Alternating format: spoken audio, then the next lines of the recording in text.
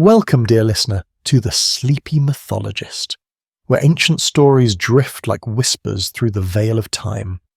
Tonight we travel back to the mystic sands of ancient Egypt to uncover the breathtaking tale of Isis and Osiris, two divine souls torn apart by jealousy, death, and destiny, and the miraculous moment when love challenged the impossible. As you settle in, take a deep breath. Let your thoughts soften and allow the myths of old to gently cradle your mind. Before we begin, I'd love to know, where in the world are you listening from tonight? Whether you're under the stars in Greece, in a quiet room in India, or wrapped in a blanket in Canada, thank you for letting me be part of your evening. Now, let's begin the story of Isis and Osiris. Long ago, in a time so ancient that even the stars seemed young, the land of Egypt was not ruled by men or kings, but by gods. The world then was not silent nor still. The Nile flowed with sacred rhythm, and the wind whispered secrets from the sky to the sand. And above it all reigned Osiris, the great and noble god, beloved by all who lived beneath the sun. Osiris was not just a ruler.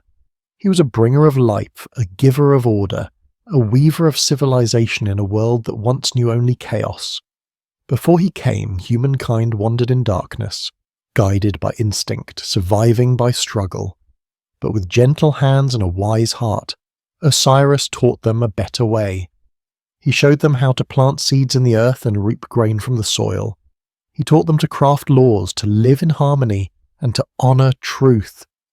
Under his reign, the people of Egypt no longer feared the wild night. They built homes, raised families, and looked to the stars, not with dread, but with wonder.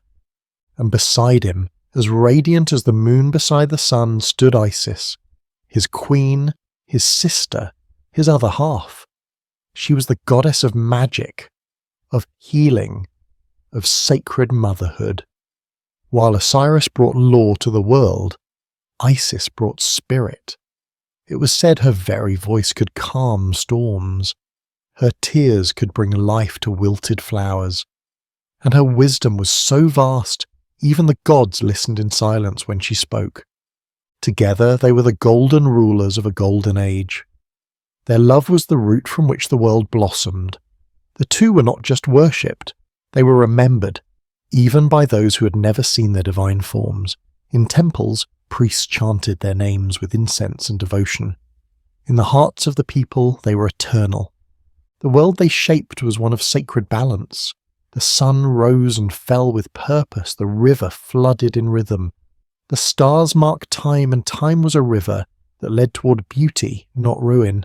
In every grain of sand, Osiris's hand was felt. In every sigh of the wind, Isis's breath could be heard, and Egypt thrived. But the beauty of balance is also its fragility. For in the shadows of every great light, something else waits. A force that does not celebrate peace, but envies it. A force that sees harmony not as a triumph, but as a challenge. And while the world bathed in the golden glow of Osiris and Isis, there was one who watched from the shadows, waiting, calculating. Still, for a time all was well.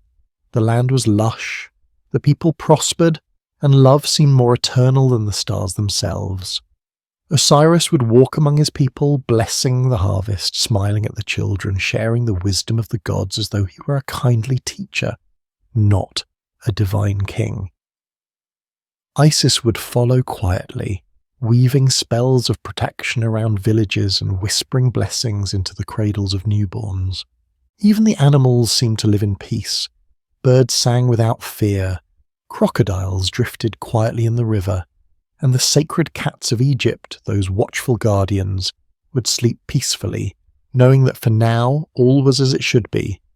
This was the age of Osiris, a time when the line between heaven and earth was soft and thin, a time when gods lived not only in the sky, but walked barefoot on the warm earth, hand in hand with humanity, a time when death was far away, and love was the pulse of the world. But as with all golden ages, the question was never if it would end, but when. In the golden radiance of Osiris's reign, beneath the calm sky and along the life-giving banks of the Nile, a quiet shadow grew. It was not loud, not at first. It slithered softly between temple columns, crept beneath polished stone floors, and curled like smoke in the corners of the royal palace. It was the shadow of a god, Set, the brother of Osiris, he who ruled over deserts, storms, and all things wild, chaotic, and untamed. Set was a being of might and fury. With red hair like wildfire and eyes sharp as a jackal's, he was the embodiment of raw, unfiltered power. Where Osiris was order, Set was disorder. Where Osiris brought life, Set brought desolation. He was the burning wind that stripped crops to dust, the thunder that shattered peace, the howl that made children cling to their mothers at night. And though he was born of the same divine blood as Osiris, Set's heart burned with a different fire, one not fueled by love or wisdom but by resentment. In the early days, Set had accepted his place in the divine order. He roamed the edges of the kingdom, ruling over the harsh, dry lands where nothing grew and few dared to live. But as Osiris's influence expanded, his temples growing, his name whispered in every corner of the land, Set began to feel like a fading echo, like a god whose time had passed before it ever truly began. It stung him, this adoration the people had for Osiris. Set saw it as weakness disguised as virtue. He watched as Osiris was praised for giving laws and mercy, while his own strength was feared and shunned. And the more the people sang Osiris's name, the deeper the thorn drove into Set's pride. It was not only envy, it was humiliation. To be a god and yet walk in the shadow of another. To see his brother worshipped like Ra himself, while he was left to wander the barren dunes. But perhaps what stung most of all was Isis. She was the light that even Set could not ignore. Her power, her poise, her endless loyalty to Osiris, it drove a stake into Set's chest. He did not love her in the way Osiris did, but he wanted her light. He wanted to bask in it, to claim it, to make it his, not out of affection, but out of the cruel desire to possess what was not meant for him. And knowing that her heart belonged fully and eternally to his brother only deepened his rage. So Set began to scheme. He knew he could not defeat Osiris in open battle. Osiris was loved by gods and mortals alike. His defeat would be seen as an outrage to the cosmos itself. No, Set needed something clever, something that would fracture Osiris's power, not with swords, but with silence and surprise. So he waited, patient as a serpent beneath a stone. In the heart of the palace, Set designed his weapon, not a blade, not poison, but a gift. A thing of beauty, hand-carved from the finest cedar brought from distant lands. It was a chest, ornate and flawless, adorned with gold and precious gems. But it was more than a chest. It was a coffin, crafted to the exact measurements of Osiris's body. No one but Set knew this. To all others, it was simply a marvel, a thing of divine craftsmanship. Then came the night of the grand feast. All the gods were in attendance. Laughter echoed through the halls. Music poured like honey through the air. Goblets overflowed with wine sweetened by the Nile's bounty. Osiris stood tall among them, radiant and kind, greeting his guests with the warmth of a true king. And Isis sat beside him, her eyes like polished onyx, her smile soft and serene. Set played his role well. He laughed, he drank, he even praised his brother with the words that tasted like ash on his tongue. And when the moment was ripe, when the room was aglow with celebration, he unveiled the chest. Gasps of awe swept through the feast. Even Isis admired its beauty. Then, with a glint in his eye, Set issued a challenge. Whoever could fit perfectly into the chest would win it as a gift. One by one, the gods and guests tried. Some were too tall, others too wide.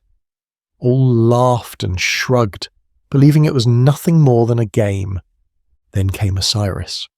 He stepped forward, amused and gracious, and lay down inside the chest, and in that instant the trap was sprung. With a thunderous shout, Set slammed the lid shut. Metal clamps snapped closed. Nails of iron, forged in secret, were driven in with a force that made the ground tremble, and before anyone could react, Set and his loyal followers heaved the coffin up and fled the palace. They ran to the banks of the Nile. The moon was high. The water shimmered like black glass. With a final curse and a roar of triumph, Set hurled the coffin into the river. It floated for only a moment before the current seized it and swept it away into the unknown. The laughter from the feast was gone now, replaced by horror, silence, and disbelief. Osiris, the beloved king, the bringer of life, was gone, trapped within a box of beauty, betrayed by blood, cast into the arms of death. And Set stood in the shadows, smiling, not just because he had struck down his brother, but because, for the first time, the world would have to face the storm without the sun. The Nile flowed in silence. Its waters, once symbols of life and abundance, now carried a sacred burden, one far too heavy for the river to bear, yet far too silent to resist. Within the beautiful cedar coffin, carved like a gift and sealed like a grave, lay Osiris, the god of life, the bringer of harmony, the heart of Egypt itself. He did not cry out, he did not resist. The moment the lid had closed, all movement ceased. It was as though the breath of the world had been held, as the river carried him through darkened reeds, past whispering trees, and beneath the gaze of a pale, uncaring moon. The world itself seemed to mourn without tears. The coffin floated for miles, days perhaps. No one dared follow. Set had fled into the desert, victorious and wild, and the feast that had once been a celebration turned into mourning. Word spread quickly. The temples fell into stunned silence. The people wept in their homes, unsure if their king had truly died, or if this too was a part of some larger divine mystery. But Isis knew. She had felt it the moment it happened, not through word or sight, but through the soul. A crack, like glass breaking in the heart of the cosmos. Her breath had caught, her hands had trembled, and though her face remained calm in front of the gods, inside she was splintering. Osiris was gone. In the days that followed, Egypt began to change, slowly, subtly, but unmistakably. The crops, once lush, grew brittle. The Nile's floodwaters became unpredictable. The sky seemed duller, the wind less kind. People whispered of ill omens, animals stirred strangely at night. It was as though the world, sensing the loss of its guiding light, was beginning to slip. And Isis, she did not scream, she did not curse, she simply vanished. Disguised in mortal form, cloaked in linen and sorrow, Isis left the palace and wandered into the wide, uncertain world. She carried no weapon, no army, only her grief, her will, and her undying love. She wandered from village to village, always asking the same question. Had anyone seen a coffin floating down the river? Some said yes, but their stories conflicted. One saw it drift near the delta, another claimed it washed up near the marshlands. A fisherman swore it glowed in the moonlight, but no one could say where it had gone, and so Isis walked on, day after day, night after night. She crossed the burning sands of the desert, her feet blistered and raw, never pausing to rest. She walked through forests where trees bent low to whisper to her. She spoke to birds, to jackals, to stars. She read omens in the shape of clouds and listened for Osiris's spirit in the winds. And still, nothing. Weeks passed, then months. Many would have given up, but Isis was not mortal. Her love was not the kind that fades. It was old and eternal, older than the pyramids, older than the Nile itself. She remembered every word Osiris had ever spoken to her, every gesture of kindness, every smile, and with each memory she walked further, deeper into the unknown. And then one day she reached a foreign land, a kingdom not of Egypt but of Byblos far to the north. There in the royal palace something strange had happened. A great and beautiful tree had grown in the court. Unlike any other, its trunk was wide and fragrant, its leaves golden in the sun. But what made it strange was how fast it had grown. Overnight, some said, as if it had sprouted from the sea itself. Isis, weary but guided by instinct, entered the city in silence. She took work at the palace disguised as a nursemaid, and while she moved quietly through the halls, she listened. She watched, she felt, and soon she knew. The tree had grown from the coffin. The chest carrying Osiris's body had washed ashore and become part of the roots. The king of Byblos, unaware of its origin, had admired its beauty and had the trunk cut down. It was placed as a central pillar in his throne room, a symbol of strength and prosperity. But to Isis, it was no pillar. It was a tomb. One night, beneath the pale stars, she revealed her divinity to the queen of Byblos. The mortal woman, awestruck and moved by Isis's grief, granted her the pillar. And when Isis gently broke it open, there it was, the coffin, untouched, sealed, silent. She fell to her knees, her fingers trembling as they traced its edges, and for the first time since that terrible night she let herself cry, but tears not of defeat, but of reunion. She took the coffin and carried it back to Egypt, hidden and guarded. The journey was long, but this time her heart was lighter. Osiris was not lost, not entirely. His body was whole, his spirit still lingered, but even in that small victory the storm was not over. Set was watching. From the edges of the desert, the god of chaos saw her return, and in his heart, the fury reignited. She had defied him, she had found the one thing he believed he had destroyed forever. And Set would not allow that. Not now, not ever. The desert winds had shifted. They whispered now, carrying Isis's name through the dunes and valleys, stirring unease in the heart of Set. She had found Osiris. He had not expected that. His plan had been so carefully crafted, so meticulously cruel. To trap his brother in a coffin built with the beauty of a gift. To cast it into the Nile and erase him from the world. Not just physically, but from memory. That had been the goal. The death of a god. A vanishing. A silence. But Isis had shattered that silence. Word began to spread. Quiet at first, like a rumour. The goddess had returned from her mysterious journey. She did not speak of where she had been or what she had seen, but she carried something with her, something heavy, something sacred. Isis, ever wise, did not bring Osiris's body directly into the open. She knew Set would be watching. Instead, she disappeared again, this time into the reeds of the delta, where the Nile sprawled into 1,000 secret channels and wetlands. There, hidden among papyrus and lotus, she built a sanctuary, a sacred grove veiled in illusion, guarded by the wind and water spirits. It was here that she laid the coffin to rest, not in mourning, but in preparation. Her heart beat with urgency. Though Osiris was dead, his body was whole, and where there is form, there is hope. In ancient belief, the soul could not rest unless the body was preserved. Isis, as mistress of magic, knew the laws of death and the ways around them. She began her work, not only to preserve her beloved, but to bring him back. She gathered herbs under the moonlight. She sang in forgotten tongues, her voice weaving between stars. She anointed his body with oils drawn from sacred trees, mixed with her tears. She drew symbols in the air, tracing patterns of resurrection passed down from the dawn of the gods.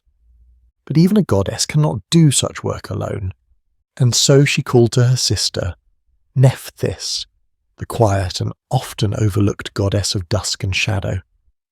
Nephthys, though born of the same divine parents, had long lived in Set's shadow. Her loyalty had been tested, her love for her sister strained, but when Isis called, she answered. Together the two divine sisters began their sacred task. Day after day they laboured over the body of Osiris. They spoke the words of power, binding his spirit with threadbare prayers and starlight. They shaped rituals from wind and flame, from salt and silence. Birds flew overhead and circled in quiet patterns. Crocodiles, normally feared as predators, lingered protectively nearby, as if recognizing the sanctity of the place. As they worked, the land responded. Flowers bloomed where their feet touched the soil. The reeds shimmered with golden dew. Even the insects seemed to hum in rhythm with their chants. It was as though the world itself held its breath, waiting for what might come next. But Set, far away in his red desert, was not blind. He could sense the shift in the air, the disturbance in the underworld's rhythm. Something sacred was stirring, and he knew, without question, that Isis was behind it. She had not wept like a broken widow. She had not bowed to grief. She had fought. She had wandered. She had found. And now she was attempting what no one had dared before, to raise a god from death itself. That could not be allowed. Set was not only threatened, he was afraid, because he knew that if Osiris returned, even for a moment, his own grip on power would crumble. Chaos had no place in the light of justice. His rule, born of deception and violence, could not withstand the return of the rightful king. So once more Set stirred. While Isis and Nephthys worked in silence hidden among the reeds, Set began to search. He unleashed storms across the Nile, hoping to flush her from her sanctuary. He sent loyal beasts to scour the land, creatures twisted by his own brand of dark magic. Wherever he could not go himself, he sent chaos in his place. But Isis was always one step ahead. She changed her form when necessary, sometimes an old woman, other times a bird. She cloaked her sanctuary with spells that turned eyes blind and ears deaf. She lulled Set's hunters into sleep, or made them see mirages that sent them wandering in circles. Even the stars, it seemed, aligned themselves to protect her work. Still the danger grew. Time was running out. Though Osiris's body remained intact, the power of resurrection was fragile. There was only a narrow window, a sliver of cosmic alignment, when death could be reversed. The moment approached, like the rising edge of the sun. Isis could feel it in her bones, in the pull of the tides, in the subtle tremble of the earth beneath her feet. And in that moment, she made a decision. The final part of the ritual could not be done here. Not in hiding, not among the reeds. To complete the resurrection, she would need to invoke the highest magic, to bind her own essence with Osiris's, even if only for a moment. And for that she needed isolation, absolute stillness, and sacred ground. So she gathered her strength. One last time she wrapped the body of Osiris in fine linens, enchanted with spells of eternity. She whispered to him, not with words, but with memories. Their shared laughter, their first union, the dreams they once had of ruling together forever. Then she took him away from the sanctuary deep into a cavern where no mortal had ever walked. There, in the quiet darkness, with only the stars above to witness, Isis prepared for the most daring act ever attempted by any god. To give her life, her breath, her magic, her soul, to wake love from death. It was not grief that fueled her, it was devotion. Not sorrow, but power, because in her heart Isis knew death could not defeat what was born from eternity, and the bond between her and Osiris had never been mortal to begin with. Far beyond the edges of Egypt, past deserts where the winds howled like wolves and through lands untouched by Nile or sun, lay the ancient city of Byblos, a place of cedar-scented hills and deep blue harbours, where the sea met mountains and kings built palaces of wood and stone. It was to this distant realm that the Nile had carried Osiris, entombed in the exquisite chest crafted by Set's deceitful hands. The sea had taken him gently, as if even the waves mourned. It cradled the coffin, guiding it across the waters with reverence rather than violence, until it reached the shore near Byblos. There the current laid it to rest in the sand beneath a tree sapling, no ordinary tree, but a sacred tamarisk, which grew with supernatural speed and grace. The roots wrapped around the chest like fingers, and the trunk stretched high, encasing the coffin entirely in fragrant amber-scented wood. The people of Byblos marvelled at the tree. It had grown overnight, massive and mighty, with an aura that made birds nest quietly in its branches and passers-by lower their voices. The king of Byblos, enchanted by its beauty, ordered the tree cut down and brought to his palace. Its trunk was turned into a central pillar, placed not out of arrogance but admiration, to hold up the throne room itself. He did not know that he had brought a god into his house, nor did he realize that the heart of this pillar was not wood, but a sealed coffin, one containing the breathless body of Osiris. Meanwhile, Isis continued her search. She had walked through Egypt and beyond, through every land touched by the Nile's tributaries. Her feet were worn, her body cloaked in simple garb, but her presence still carried weight. Even in disguise, mortals felt something ancient in her, something deeper than beauty or sorrow. People gave her food without asking why. Children followed her at a distance. Animals approached her without fear. Her journey brought her at last to the shores of Byblos, guided by a dream, a vision, a pull in her spirit that could not be ignored. She arrived not as a goddess, but as a foreign woman, cloaked in humility. She observed quietly, listening to the stories of the locals, watching the rituals in the temples, following the strange rumours of a tree that had grown too fast and carried the scent of eternity. One day she found herself outside the palace walls, standing before the great column of tamarisk. As her eyes settled upon it, she knew. There was no mistaking it. Not for her. Her heart began to race, her breath slowed. Her fingers trembled slightly, though her face remained composed. She felt him, not his spirit, which had drifted far, but his body, preserved within, as if time had paused for him alone. But Isis could not simply demand the pillar.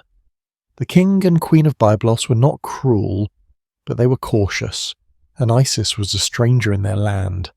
And so, once again, she concealed her divinity and entered the palace as a servant, humbling herself to gain access. The queen, moved by Isis's quiet dignity and wisdom, offered her a place as a nursemaid to her young children. Isis served them well. She sang lullabies no one had heard before, songs from the time before time, which lulled the children into the deepest, most peaceful sleep. She healed small wounds with a touch. Her presence filled the halls with serenity. Yet always her eyes returned to that column, watching, waiting, yearning. One night she began the sacred work. When the palace slept and the stars hung low like lanterns in the sky, Isis approached the pillar. She lit no torch, she made no sound. She placed her hand on the wood and whispered names, names of old, of the first breath, of the gods who came before even Ra. The pillar responded. The wind rose, the shadows in the room seemed to bend toward her, drawn to the ancient energy gathering in the space. That night, she began to anoint the column. She bathed it in oil, not with her hands, but with her magic. The scent filled the palace. The queen awoke, and in the hours that followed, Isis revealed her true identity, not with lightning or thunder, but with tears. Tears that fell silently as she knelt before the queen and told her story. The queen listened in awe, her heart moved beyond words. She called the king, and when both rulers stood before Isis, they did not question her.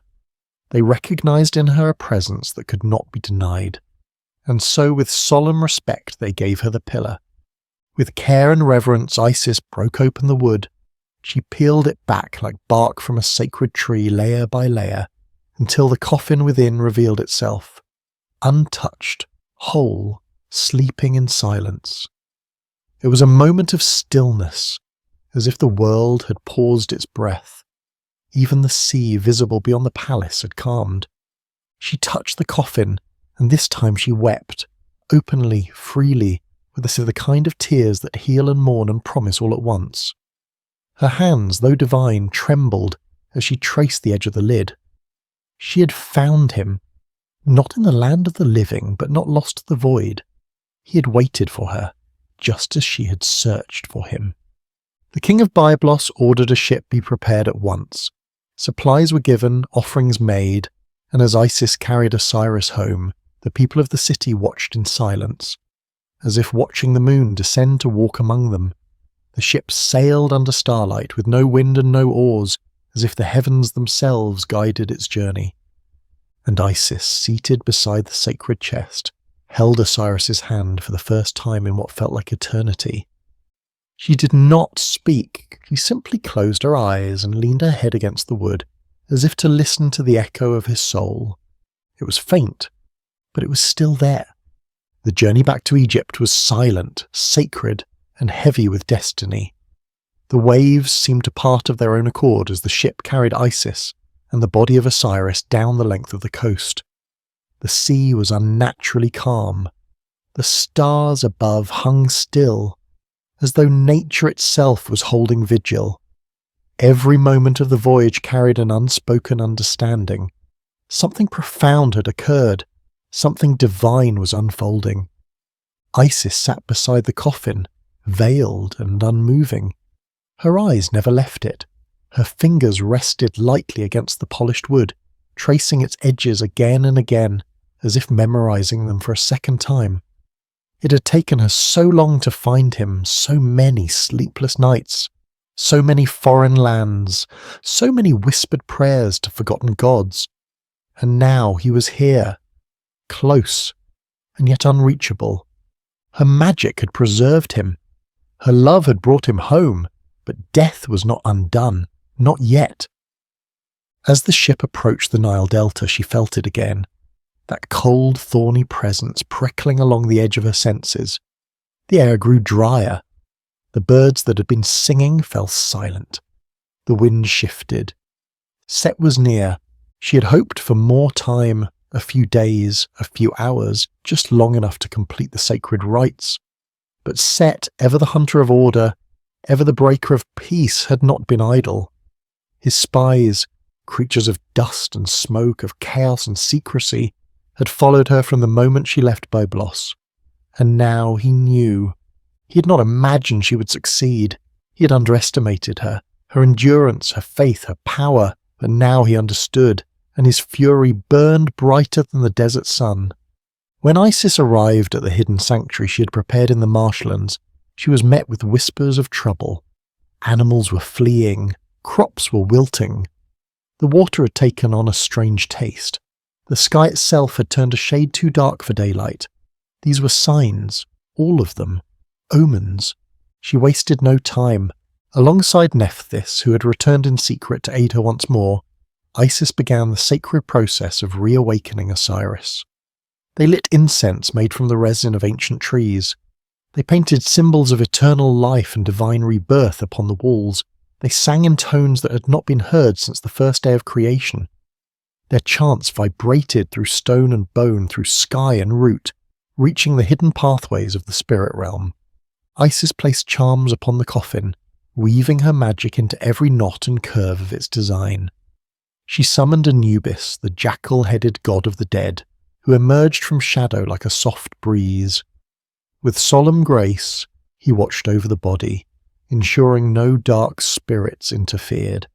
He was not there to raise Osiris, but to guard him and to honour the queen whose courage had touched even the hearts of the gods of death.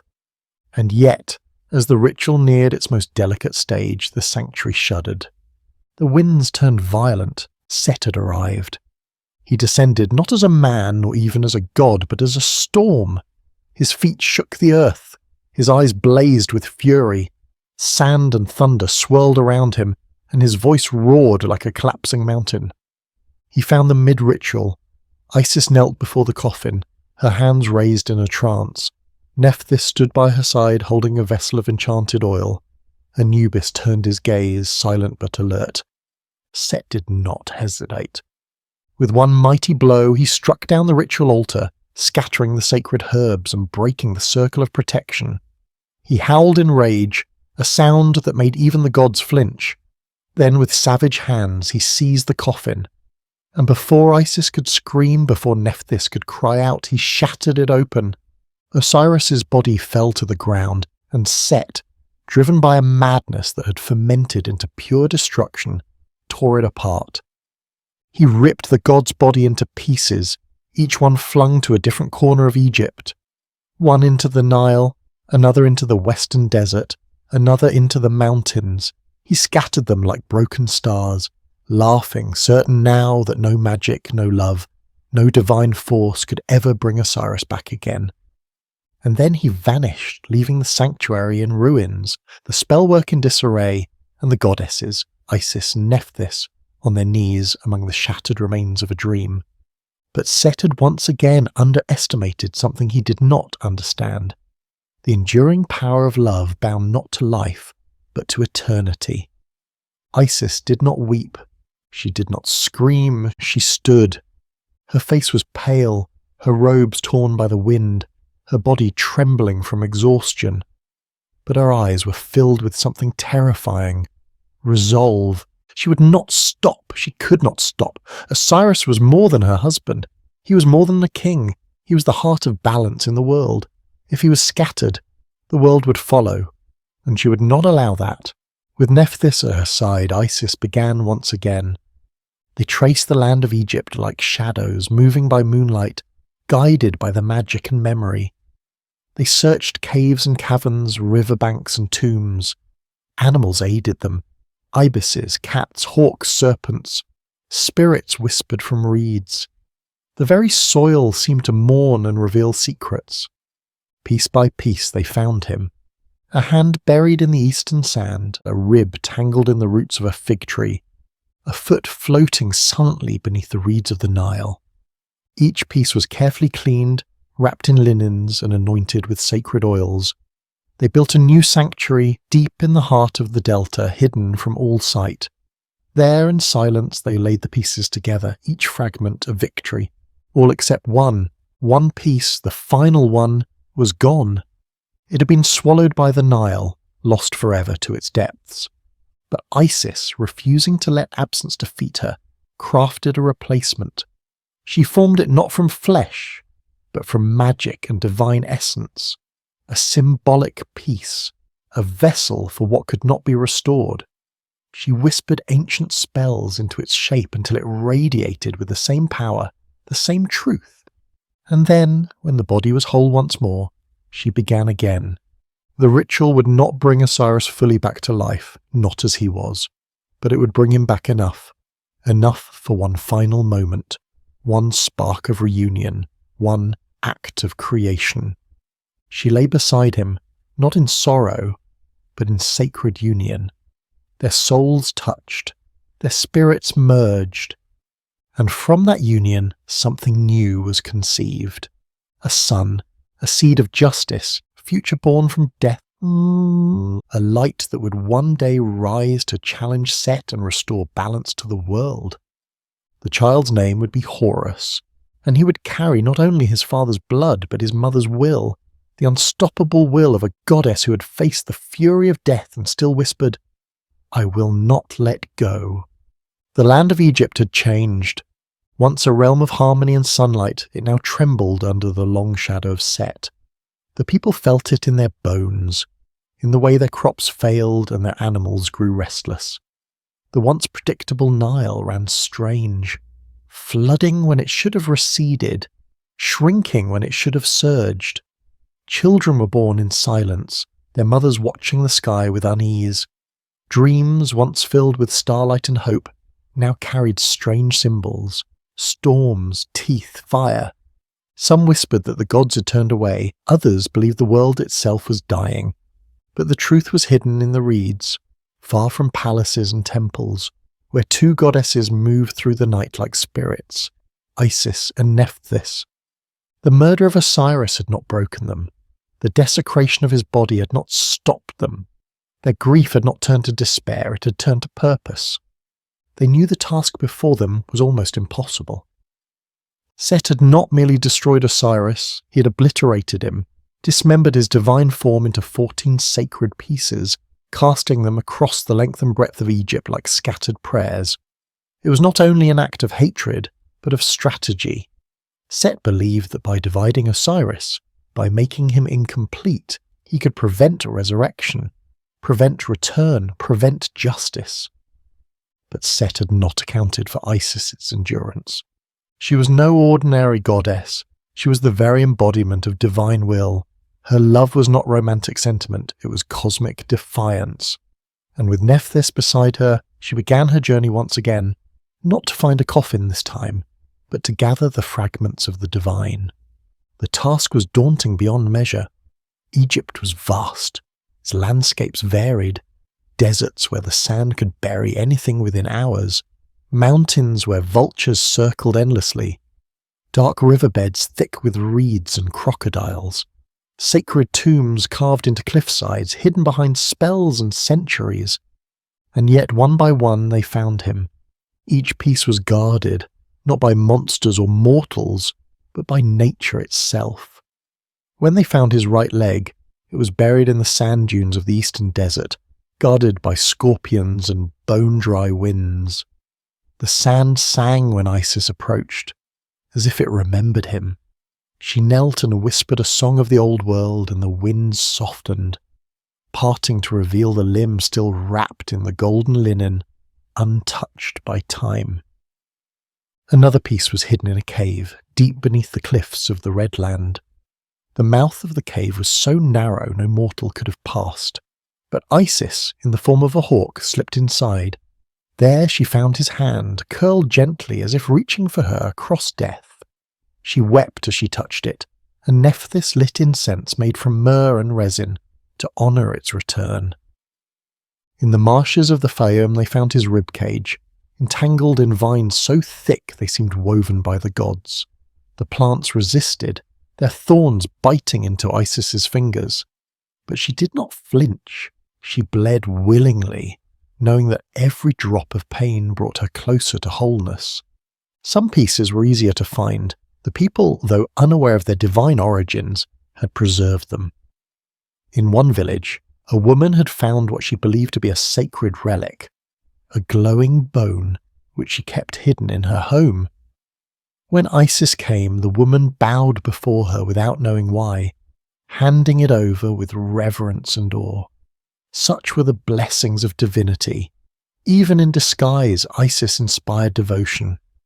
The gods too offered aid. Thoth, god of wisdom and the moon, guided them through nights so dark even the stars seemed to blink out.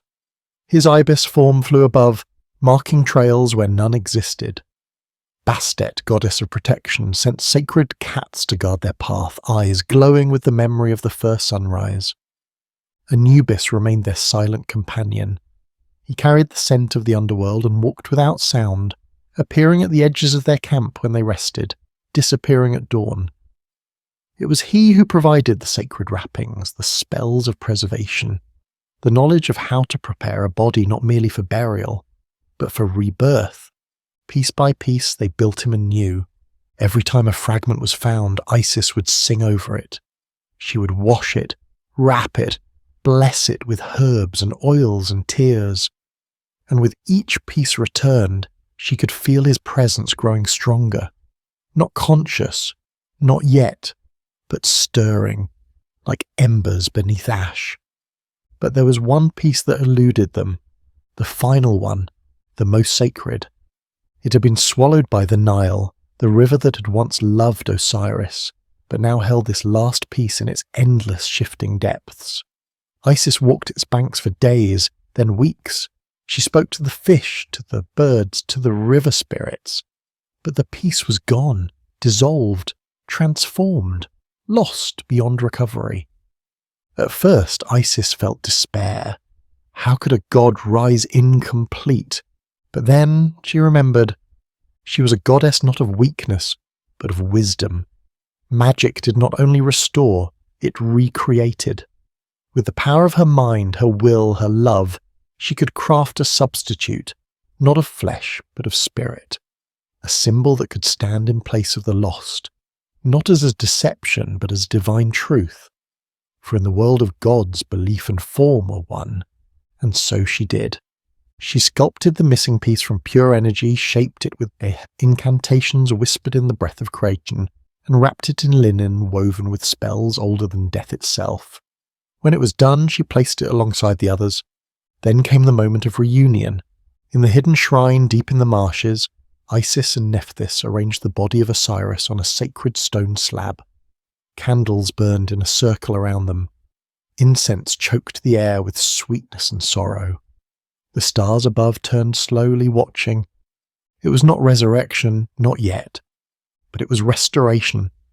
Osiris was whole again.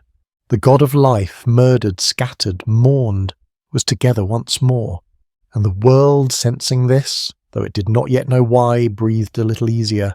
Crops stood straighter in their fields, mothers sang to their children, the Nile shimmered with a strange silver light.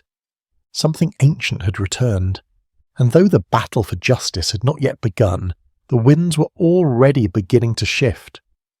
Balance, long buried, had begun to stir beneath the sands. Night had fallen across the marshes of the Nile. It was not an ordinary night, but one soaked in silence so deep that even the frogs and crickets held their breath. The moon hovered above, full and glowing, with a silver light that touched the tips of the reeds and turned the river to glass. A mist hung low over the water, curling like the breath of gods, and the stars blinked slowly, watching with patient wonder. In the heart of this quiet, in a place no mortal could find and no map could mark, Isis stood beside the body of Osiris. He was whole. Through tireless searching, unbreakable love and ancient magic, she and Nephthys had gathered every fragment of him, restored each part with divine care, and rebuilt the form that death had shattered. Yet though his body now lay intact upon the sacred slab, Osiris did not breathe. This was the final barrier, the last threshold between silence and voice, stillness and motion, death and life. Isis had not come this far to stop now. She looked upon him, not as a corpse, not even as a memory, but as something waiting. He had always waited for her. Even in death, she believed, some part of him listened, some part of him remembered. She turned to Nephthys, who stood beside her, holding a golden vessel filled with sacred oil drawn from the trees of distant lands. Nephthys had been her mirror throughout this journey, shadow to her flame, dusk to her dawn. Without her, the path would have been impossible. Together they had woven spells with their voices, sealed with their blood, and made sacred what chaos had defiled. Now, Isis stepped forward. She had prepared for this moment not just in days or years, but across eternity. Her very being had been shaped for it. She was not only a goddess of healing, not only a queen. She was the bridge between the seen and the unseen, the one who could reach through the veil and pull life from the abyss. She began to chant, not loudly, not with drama, but softly, like the rustling of feathers, like the breath of wind before a storm. Her words were ancient, older than pyramids, older than the Nile, older than Ra himself. They carried the resonance of the first dawn when light split the darkness and form rose from chaos. The air began to stir, the candles flickered, though there was no wind.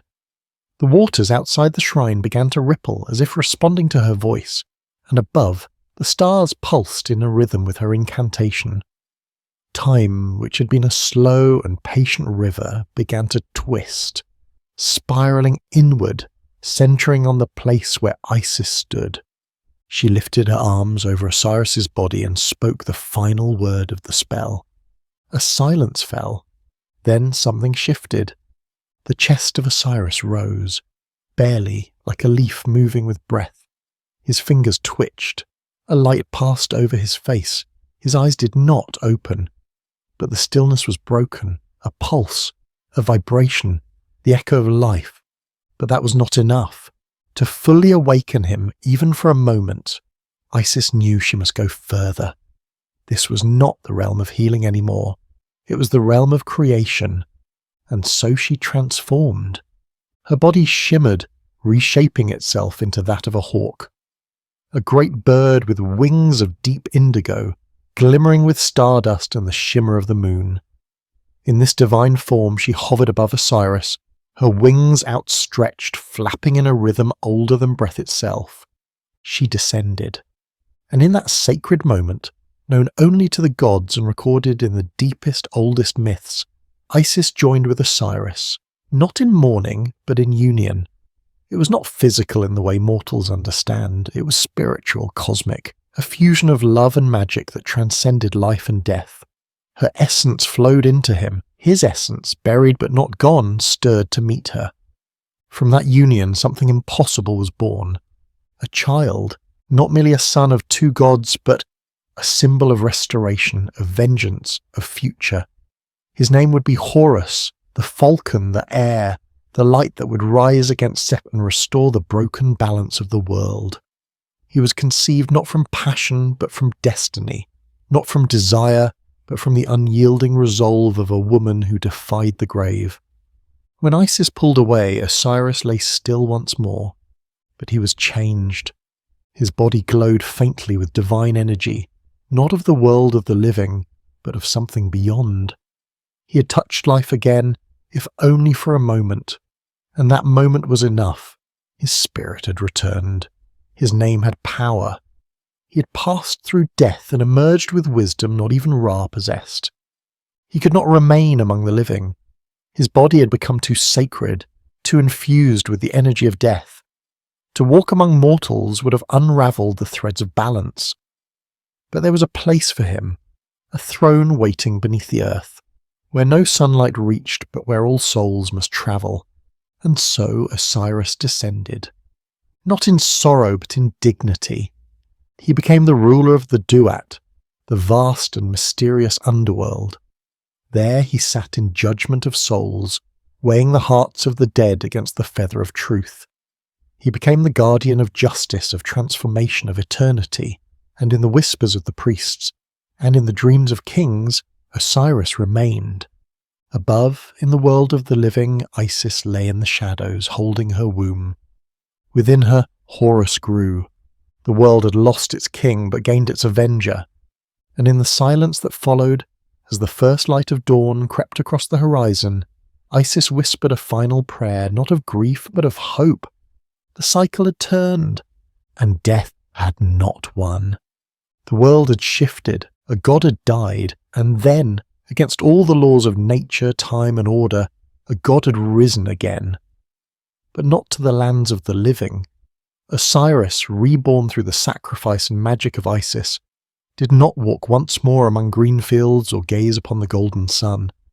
His place now was in the realm beneath, in the shadowed halls where no mortal dared linger, where the souls of the dead passed through judgment. This was the Duat, the underworld of ancient Egypt. A vast and mysterious realm, layered like the rings of a great tree, where rivers of darkness flowed beside fields of stars. In the Duat, time did not move as it did above. Minutes could stretch into years, and a moment of truth could ripple across eternity. It was a place of transformation, of reckoning, of truth laid bare. And it was here that Osiris, once king of the living, became lord of the dead. His throne was not adorned with gold, but with silence. It was carved from obsidian and set beneath the gaze of 1,000 watching stars, souls of those who had gone before, watching, remembering. His crown did not shine like Ra's, but was made of woven reeds and bone, bearing the weight not of power, but of purpose. He ruled not with sceptre and decree, but with stillness, with presence. The moment Osiris descended into the Duat, the realm changed. What had once been a place of confusion, of shadows lost and wandering, became a kingdom. The souls who passed through no longer drifted aimlessly. They had a guide, a judge, a king who had known death not as a concept, but as a reality, a god who had been broken, scattered and rebuilt, not by force but by love. The dead came to him. Each night beneath the great black sky, the souls of mortals arrived at the Hall of Two Truths. There they stood before Osiris, flanked by sacred scribes and spirits. Anubis, ever silent, brought forth the scales.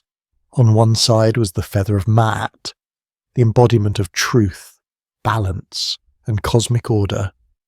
On the other, the heart of the soul, a thing not just of blood and memory, but of every deed, every word, every secret carried through life. Osiris did not speak quickly. He listened. He peered into the hearts of the dead, not with judgment, but with understanding. For he knew sorrow. He knew betrayal. He knew what it meant to be lost and found again. Those whose hearts were lighter than the feather passed onto the fields of reeds, a paradise of green waters and golden harvests, where families reunited and joy was eternal. But those whose hearts were heavy with lies, with cruelty, with imbalance, those souls were devoured by Ammit, the great devourer never to be reborn. Osiris did not gloat over their end. He simply watched, solemn and still, the final arbiter of fate. Above the duat in the realm of the living his name became sacred. Temples were built in his honour, temples of limestone and silence, inscribed with prayers, songs and hieroglyphs that told his story again and again. Priests in white linen spoke his name at dawn and dusk, invoking his protection over the dead and the dying. Statues were carved with his hands crossed over his chest, holding the crook and flail, symbols of kingship and also of suffering. The people did not fear Osiris, they revered him, because in him they saw not just a god but a promise, that death was not the end, that justice would follow the grave, that even in darkness there was one who watched, who weighed, who understood. He became more than a king, he became a symbol. To the farmer, Osiris was the seed that died in the earth and rose again as wheat. To the grieving mother, he was the protector who welcomed her child into peace. To the pharaoh, he was the standard by which rule was measured. No king could reign unless he honoured the path of Osiris, who had ruled both life and death with mercy and wisdom. Isis, though left in the world above, was never truly apart from him. She built temples in his name, raised her son in his memory, and whispered to the wind where it carried down into the caverns of the duat. In the dreams of the high priests, the two were seen together, seated side by side beneath a starry sky, he the silent judge, she the eternal guardian. And what of Osiris himself? He remained there forever, not trapped but crowned, not dead but changed. He sat upon his throne as the dead came and went, as dynasties rose and fell, as deserts grew and swallowed cities, as the stars changed their dance in the sky. He became the anchor beneath the world, the stillness that gave movement meaning, the night that gave shape to the day. He did not long for life again. He had loved it, yes, but he had touched eternity. He had seen the cycle, the great circle of rising and falling, of breathing and stillness. He knew his place now, and in that knowledge he found peace. No longer Osiris the fallen, no longer Osiris the betrayed, but Osiris the everlasting, the god who had died and from death had built a throne of truth. The story of Isis and Osiris did not end in the underworld. It lived on, in whispers and wind, in the pulse of the Nile, in the hearts of mortals and the memories of the gods. Though Osiris now ruled the realm of the dead, his presence continued to echo through the world above. And Isis, though alone in the land of the living, never ceased to honour his memory, nor the mission they had begun together.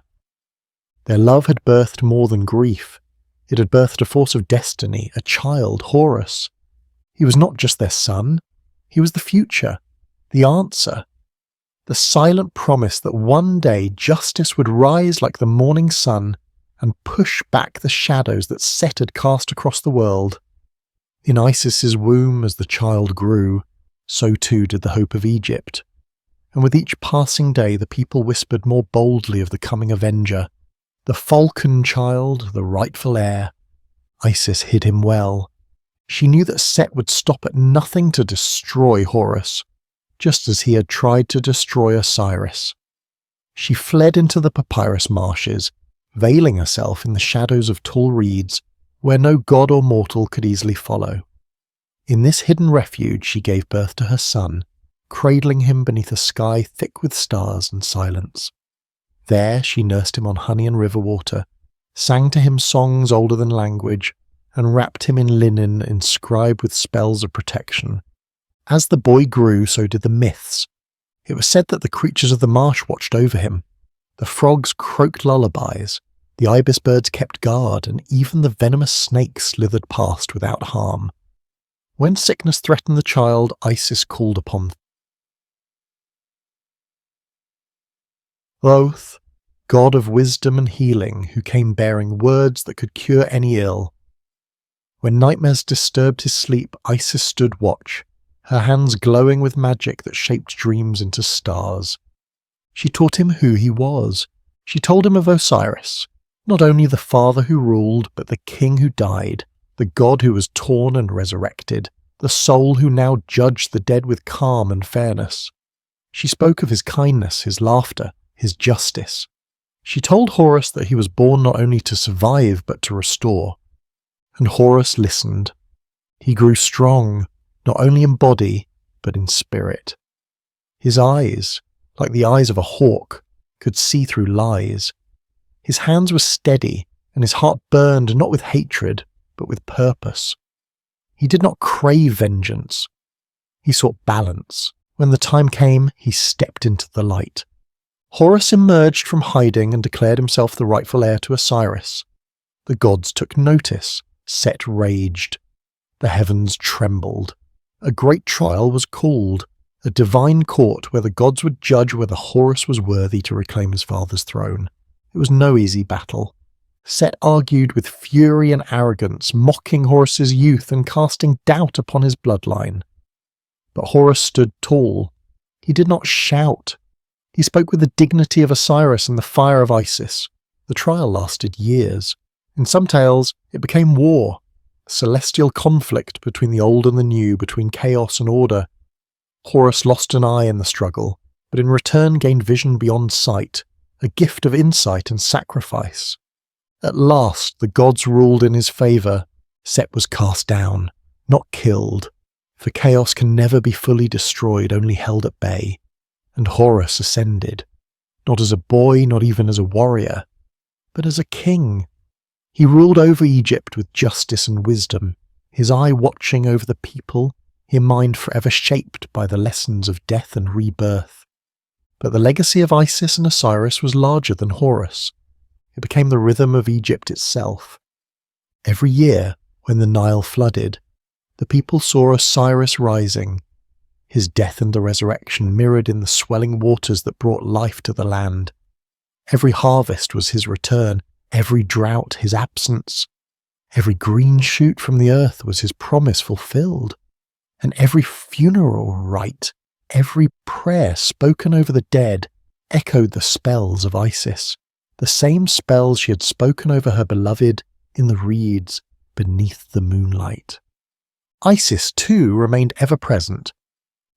She became a symbol not only of magic and motherhood, but of devotion without end. Her name was etched onto tombs, her image painted in temples, her figure carried in amulets around the necks of those seeking comfort or protection. She was called She Who Knows the Orphan, She Who Hears the Cry, Mistress of the Throne. Her strength was not born from battle, but from love, from grief, from refusal to surrender in the face of loss. Together, Isis and Osiris shaped an entire civilization's understanding of life and death, sorrow and triumph, order and chaos. Their story was told and retold, not simply as a tale of gods, but as a mirror of the human soul. They reminded the living that no death was final, no separation complete, that even in the darkest depths of despair, the seeds of hope could take root. And so the myth endured. Parents told their children of the god who died and lived again. Priests whispered prayers to the goddess who walked through the night to find her beloved. Kings ruled knowing that one day they too would stand before Osiris in the Hall of Two Truths, their hearts weighed by the feather of Ma'at. The legacy of their love stretched beyond Egypt, beyond time, beyond sand and star. It became eternal. For in the end, this was not a story of death, but of transformation, not of endings, but of beginnings.